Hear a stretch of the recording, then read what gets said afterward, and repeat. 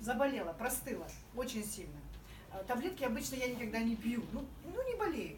А тут у меня, как в рекламе показывают, когда горло проволокой, пропал голос. 32 года работаю в школе, никогда в жизни не теряла голос, а тут потеряла напрочь. 2 недели я находилась на лечении, антибиотики, горячие уколы, потом меня положили стационарно, еще месяц лечили, ноябрь-декабрь прошлый год у меня выпал из моей жизни.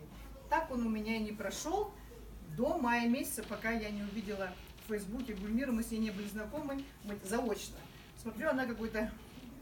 Тоже интернет, видите, да. Познакомились в интернете. Я ей написала, Гульмир, что за продукт. Она мне скинула, я посмотрела результат, не результат, а состав. Я когда-то занималась тяньши 3 года. За 1,5 года поднялась до определенной звезды, там осталось чуть-чуть до машины. До золотого льва, да. Сетевик я была. Но я так выдохлась, я понимала, что это дорого. Когда я увидела состав ЛФ8, это все в одной капсуле, и не надо отдельно брать цинк, отдельно кальций, отдельно еще что-то, еще. Я сразу за это зацепилась. Через 3 дня я почувствовала на себе действие. Через 2 недели у меня ушел кашель, который держался у меня ноябрь, декабрь, январь, февраль, март, апрель. Через сколько?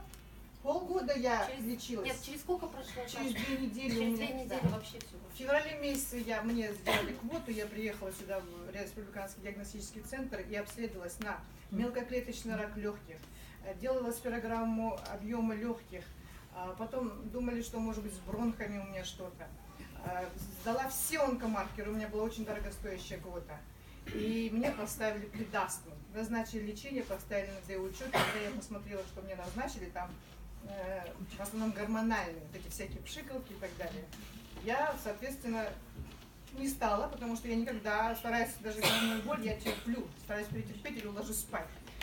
Ну, не принимаю я таблетки, потому что я знаю, что от них только хуже. Это принцип у меня.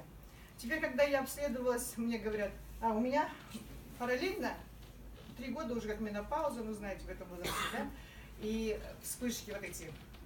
Приливы. Да, приливы, жар, вот это вот нападки гнева, слезливость, там, все что угодно. Тем более работаю в школе. Прошлый год для меня это было что-то. Ну, знаете, кидалась, наверное, на всех.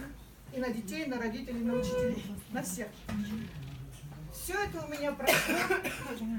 Кашель через 3 недели у меня прошел. Лекарства вот эти принимать я не стала. Самое интересное, что когда началась менопауза, у меня начались проблемы с мастопатией. В РДЦ я стою уже 2 года. Даже вот, да, в августе месяце 2 года, как я стала на учет к мамологу, попросилась прям, я буду к вам ездить каждые 3 месяца, выполнять все ваши рекомендации.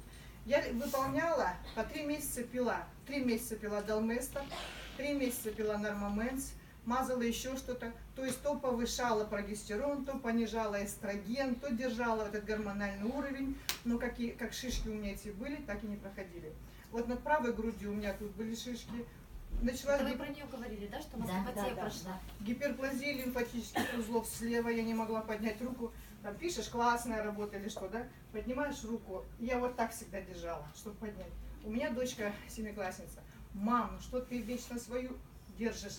А я не замечаю уже, оказывается, я стою перед детьми и вот так вот держу свою грудь, потому что она у меня болит. Теперь я к врачу, когда пошла, к пульмонологу, я говорю, я не могу поднять. Она говорит, ну, наверное, у вас остеохондроз. Я говорю, ну, как так? Наверное. Я говорю, я могу свести руки вот так. При остеохондрозе, я говорю, в мои 51 год так, наверное, не сделаешь. И что вы думаете, в августе месяце я поехала на плановую проверку к мамологу. Он не поверил, он говорит, я, говорит, вижу у вас существенные изменения. С правой груди у меня кисты все исчезли, в левой груди есть 3. И 2 года назад, когда я к нему пришла, я делала маммографию. Теперь через 2 года он говорит, пришло время еще раз сделать. Пойдете? Я говорю, да, пойду. Он меня направил вот тут вот на Курганинской трассе Дивера, Олимп Дивера. 2 месяца назад установили новую аппаратуру. Когда я пошла и сняла маммографию, у меня маммолог спрашивает, кто вам поставил такой диагноз?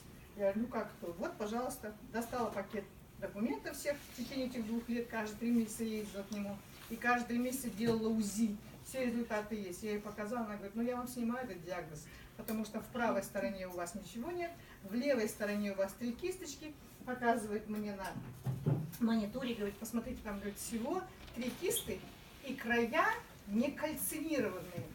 А я говорю, что это значит? А это значит, говорит, что ну, как, края открыты, и они рассасываются.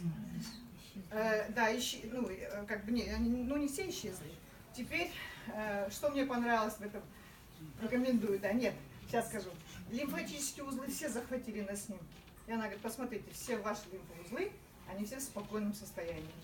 На ощупь безболезненный, не пальпируется, вот, кашля нет, омоложение. Вот все, что говорят в интернете, а? Руку поднимает. Может быть, есть люди, которые не верят. А я иногда думала, когда вот меня вот приглашали часто, я думала, что людям платят деньги за это. Мы не платим деньги. У меня муж мой, ему 57 лет. Недавно он заболел. Пьет он со мной с конца мая. Я начала с 5 мая, а он ждал, когда придет посылка. У него ущемление седалищного нерва, межпозвоночная грыжа, он наследственный гипертоник, и его постоянно мучили икроножные судороги. И он уже видит, что я ношусь. Хашан келет сен, хашан келет, стал пить. Вот сизге өтірік маған шын, да? Икроножные судороги, которые за ночь 7-8 раз он просыпался от ущемления нерва. Он будил нас, или меня, или дочку, или мы просыпались от того, что он там стонет. Вот это вот мышца на ноге, да, когда колом встает и пальцы вот эти вот так сводят, да, вы знаете, что это. Вот эти все судороги у него на сегодняшний момент прошли, их нет. Давление у него нормализовалось, мы в течение этого лета, вот он только недавно начал пить таблетки от давления, потому что у него сдвинулся камень в почках. Я еще Гульмире пишу, говорю, у него, говорю, пошел, говорю, песок, он начал с кровью ходить по-маленькому. Ну, раз у мужчин единая мочеполовая система, я говорю, у тебя, наверное, пошел песок. Отправила его сюда в отпуск, вышел, приехал сюда по медикеру, знаете, да, бесплатное обследование. Потом сама грешным делом я стала бояться. Пишу Гульмире, Гульмира вот так и так, ой, бай, наверное, бредемена, не знаю, все тоже. Как вы же говорите, подумали, что там. Кто-то говорит, может там наркотики, может там или еще что-то. Страхи у всех появляются, это нормально. Я ему отправляю деньги, не жди этот медикер, там все по записи, давай везде. Он обследовал все свои внутренние органы. УЗИ щитовидки, УЗИ почек, сердце поджелудочное, все. У него все нормально. Единственное, что у него камень этот, он сдвинулся, он действительно сдвинулся, но у него это, там бывают ураты, фосфолаты, еще какие-то, которые у него не рассасывается, у него не дробится, кажется. Да, почему? У него еще подагра, это мочевая кислота в крови, которая, да? И она, оказывается, вот эти камни. Но зато смотрите как, 3 недели назад ему сделали операцию, раздробили, вытащили, операция прошла успешно. Через 2 недели реабилитации все после операции. С понедельника он вышел на работу.